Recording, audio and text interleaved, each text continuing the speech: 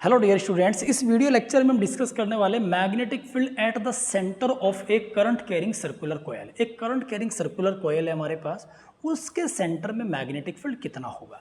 चलिए हम पहले तो करंट कैरिंग सर्कुलर कॉयल बना लेते हैं। ये हमारे पास एक करंट कैरिंग सर्कुलर कॉयल है गाइस, और इसकी रेडियस है आर। रेडियस कितनी है इसकी? R. This is the centre, radius R है, और इसमें करंट चल रहा है हमारा क्लॉकवाइज इसमें करंट चल रहा है। तो मैग्नेटिक फील्ड किधर होगा ये चेक करना है हमें। भाई अगर क्लॉकवाइज करंट चल रहा है तो मैग्नेटिक फील्ड किधर होगा।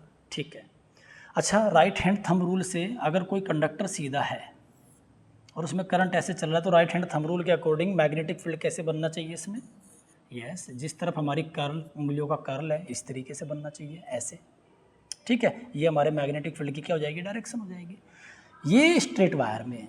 अगर कोई कॉइल में करंट चल रहा है तो यहाँ पे मैग्नेटिक फील्ड की डायरेक्शन कैसे पता चलेगी हमें? आप ये मान लीजिए कि ये एक छोटा सा करंट एलिमेंट है, ये करंट एलिमेंट है छोटा सा, और इसमें करंट ऊपर की ओर है, इस तरीके से ऊपर की ओर जा रहा है। तो मैग्नेटिक फील्ड कैसे बनना चाहिए? राइट, ऐसे, इस तरीके से। ओके ओके ओके, ठीक है। तो कहने का मतलब इसकी वजह से, इस करंट एलिमेंट की वजह से यहाँ सेंटर पे जो मैग्नेटिक फील्ड है वो किधर है? किधर है? अंदर की ओर। किधर है? अंदर। राइट हैंड पाम रूल लगाइए, अंगूठा करंट की डायरेक्शन में, हथेली आर की तरफ, और perpendicular of the palm represent the direction of magnetic field. तो यहाँ पे मैग्नेटिक फील्ड किधर हुआ? अंदर की ओर। किसकी वजह से? इसकी वजह से। यहाँ छोटा सा करंट एलिमेंट लेते हैं हम, इसकी वजह से मैग्नेटिक फील्ड किधर होगा? कैसे बनेगा? यस यस और यस। कैसे बनेगा भाई? ठीक है, किधर जा रहा है ये देखिए आप, ऐसे अंगूठा इधर, पाम आर की तरफ, और ये अंदर की ओर। इसकी वजह से भी अंदर की ओर। यहाँ जो करंट एलिमेंट है इसकी वजह से किधर बनेगा? अंगूठा नीचे करंट की तरफ और हथेली आर की तरफ, ये डिस्टेंस है आर, और अंदर की ओर। इसकी वजह से भी किधर बनेगा भाई? अंदर की ओर। ठीक है, और यहाँ पर जो करंट एलिमेंट है इसकी वजह से अंगूठा करंट की तरफ, हथेली डिस्टेंस की तरफ, और perpendicular of our palm represent the direction of magnetic field. तो इसकी वजह से भी मैग्नेटिक फील्ड कहाँ बनेगा? अंदर की ओर। कहने का मतलब ये है कि मैग्नेटिक फील्ड बनेगा तो ऐसे सर्कुलर, बट सभी एलिमेंट की वजह से यहाँ सेंटर में जो मैग्नेटिक फील्ड है वो किधर बन रहा है? अंदर की ओर बन रहा है। अंदर की ओर जाके ऐसे निकल के वापस आ रहा है, इधर से निकल के वापस आ रहा है, नीचे से निकल के वापस इसमें जा रहा है, इधर से निकल के इधर जा रहा है। अब ये जो सेंटर पे मैग्नेटिक फील्ड है ये हम निकालना चाहते हैं कि कितना होगा। ओके, तो इसका या फिर एक तरीका और है कि जिधर करंट घूम रहा है उधर अपनी उंगलियों का कर्ल रखो, and now thumb represent the direction of magnetic field. ये भी आप कर सकते हैं। उंगलियों को किधर रखना है? करंट की तरफ। अंगूठा क्या दिखाएगा? Magnetic field. तो मैग्नेटिक फील्ड किधर है? अंदर की ओर। अगर करंट एंटी क्लॉकवाइज घूमता तो उंगलियों को एंटी क्लॉकवाइज, अंगूठा की तरफ बाहर की तरफ, तब मैग्नेटिक फील्ड बाहर की ओर होता। ओके, सो गाइज चलिए डिस्कस कर लेते हैं। ये हमारे पास सर्कुलर कॉइल है, और इस कॉइल का हमने एक छोटा सा करंट एलिमेंट ले लिया, ये DL, छोटा सा करंट एलिमेंट DL। ओके, और इसका रेडियस है R। करंट एलिमेंट और रेडियस के बीच का जो एंगल है वो 90 डिग्री है ऑलरेडी। ठीक है, और हमें पता है according to Biot-Savart's law, magnetic field at point O due to this small current element is equal to mu not upon 4 pi I DL sine theta. Theta कितना है? 90 डिग्री। 90 अपॉन R स्क्वायर, ये होता है। Okay, ये छोटे से current element की वजह से हमें तो पूरा चाहिए कंप्लीट। तो पूरा कंप्लीट के लिए क्या करेंगे हम? इसका दोनों तरफ का इंटीग्रेशन कर देंगे भैया। तो 1 का B के रेस्पेक्ट में क्या हो जाएगा? B total magnetic field, mu not upon 4 pi, constant हमारा बाहर आ गया, I भी कॉन्स्टेंट है, R स्क्वायर भी कॉन्स्टेंट है। ठीक है, और साइन थीटा 1 हो गया, साइन 91। इंटीग्रेशन किसका होगा? DL, integration of DL। DL का मतलब क्या है? D L plus D L plus D L integrate करना, इंटीग्रेशन का मतलब होता है कंप्लीट इसका ये लेंथ, ये क्या है सरकमफेरेंस, और किसी भी सर्कल की सरकमफेरेंस कितनी होती है 2 पाई आर। सो गाइज इसकी वैल्यू हो जाएगी 2 पाई आर, तो वैल्यू पुट करेंगे b is equal to mu nought I upon 4 pi R square into में 2 पाई आर। 2 पाई से पाई 2 से 4 कैंसिल, तो कितना बचा 2 टाइम्स, और आर से एक आर कैंसिल, तो ये आ गया हमारा इसके सेंटर में magnetic field B is equal to mu nought I upon 2 are.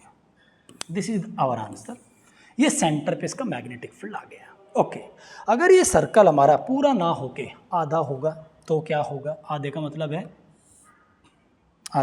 है भैया ये कंप्लीट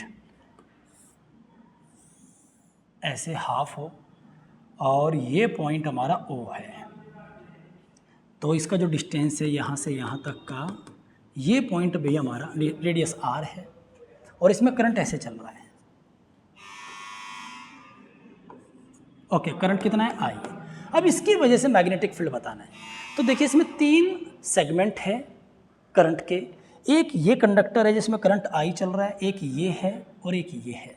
तो सबसे पहले बात करते हैं इस कंडक्टर की वजह से, ये जो कंडक्टर आपको दिख रहा है इसका नाम लिख देते हैं AB। AB की वजह से मान लेते हैं यहाँ मैग्नेटिक फील्ड B1 है। इस सेमी सर्कल की वजह से यहाँ मैग्नेटिक फील्ड B2 है, और इस कंडक्टर की वजह से ABCD, जो CD कंडक्टर है इसकी वजह से यहाँ B3 है। आपको याद है बायो-सावर्ट? तो बायो-सावर्ट में क्या बोला था? अगर एंगल घटते घटते हमारा 0 डिग्री हो जाए, यहाँ आ जाए, मतलब एलिमेंट की एक्सियल लाइन पर अगर कोई पॉइंट है, उसकी एलिमेंट की वजह से, इस एलिमेंट की वजह से यहाँ मैग्नेटिक फील्ड कितना हो जाएगा? 0 हो जाएगा, अगर एंगल 0 हो गया। ठीक है गाइज, तो ये देखिए पॉइंट इस वाले कंडक्टर की एक्सियल लाइन पर है कि नहीं है? यस बिल्कुल है। इसकी भी क्या है? एक्सियल लाइन पर है, तो इसकी वजह से यहाँ मैग्नेटिक फील्ड 0, हमने B1 माना था बट वो 0 है। इसकी वजह से यहाँ मैग्नेटिक फील्ड B2, B3 वो भी 0 है, केवल इसकी वजह से बनेगा, और वो कितना बनेगा? अच्छा, अगर ये पूरा होता तो कितना बनता? Mu nought I upon 2R बनता, लेकिन अभी ये सेमी सर्कल, तो इसका आधा कर देंगे तो कितना हो जाएगा? यहाँ पे magnetic field B is equal to mu nought I upon इसका हाफ, कितना हो जाएगा? 4R। ये इसका आंसर है। ओके, और डायरेक्शन किधर होगी? डायरेक्शन यस अंदर की ओर, अंगूठा करंट की तरफ, और perpendicular of our palm represent the direction of magnetic field, अंदर की ओर। ठीक है गाइज, तो अंदर की ओर। चलिए एक केस और पढ़ते हैं इसके बारे में। अगर ये हाफ हो जाए, हाफ का भी हाफ, कैसे? ऐसे हो जाए हाफ, 1/4। ठीक, कंडक्टर में करंट कितना है? I। ये देखिए आप, ये पॉइंट है O। इस पॉइंट O पर मैग्नेटिक फील्ड बताना है। अब सीधी सी बात आप समझ चुके हैं, ये पॉइंट इसकी क्या है? एक्सियल लाइन, इसकी वजह से यहाँ मैग्नेटिक फील्ड 0, इसकी भी क्या है? एक्सियल लाइन पर है पॉइंट, तो इसकी वजह से भी मैग्नेटिक फील्ड क्या? 0। ये 1/4 सर्कल बचा है, सेमी सर्कल का भी हाफ बचा है बेचारा, तो सेमी सर्कल की वजह से जो मैग्नेटिक फील्ड था उसका भी आधा कर देंगे, तो मैग्नेटिक फील्ड कितना होगा? B is equal to mu nought I upon 8R, अगर ये डिस्टेंस रेडियस इसका R है। और डायरेक्शन किधर होगी? यस अंदर की ओर, तो डायरेक्शन किधर है? अंदर की ओर, तो मैग्नेटिक फील्ड यहाँ पे इतना होगा। ठीक है, अगला केस देखिए और भी अच्छा है।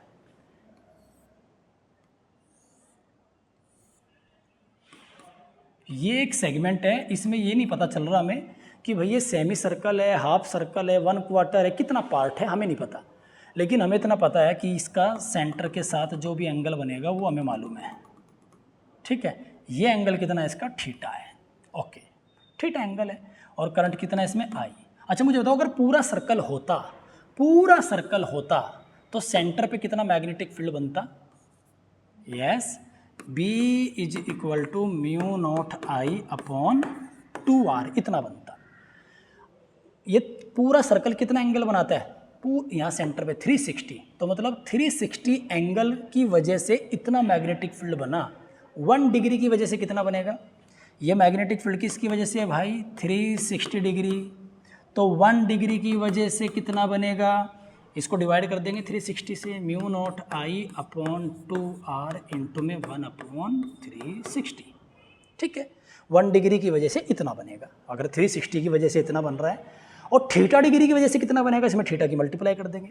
तो अब मैग्नेटिक फील्ड कितना बनेगा यहाँ पे, B is equal to mu nought I upon 2r into में थीटा अपॉन 360 डिग्री। ये इसका आंसर है। और डायरेक्शन किधर होगी, यस ऑब्वियसली अंदर की ओर, ये अंदर की ओर। ओके, चलिए अब एक क्वेश्चन कर लेते हैं गाइज। क्वेश्चन बाद में लगाएंगे, अभी एक एप्लीकेशन और करते हैं मैग्नेटिक फील्ड की, बियो-सावर्ट्स लॉ की। बियो-सावर्ट्स की हेल्प से हम फाइंड आउट करेंगे किसी भी स्ट्रेट करंट कैरिंग कंडक्टर के पास में कोई डिस्टेंस, परपेंडिकुलर डिस्टेंस पे कोई पॉइंट पी होगा, वहाँ पर मैग्नेटिक फील्ड निकालेंगे और फिर इसके न्यूमेरिकल्स लगाएंगे उसको करने के बाद।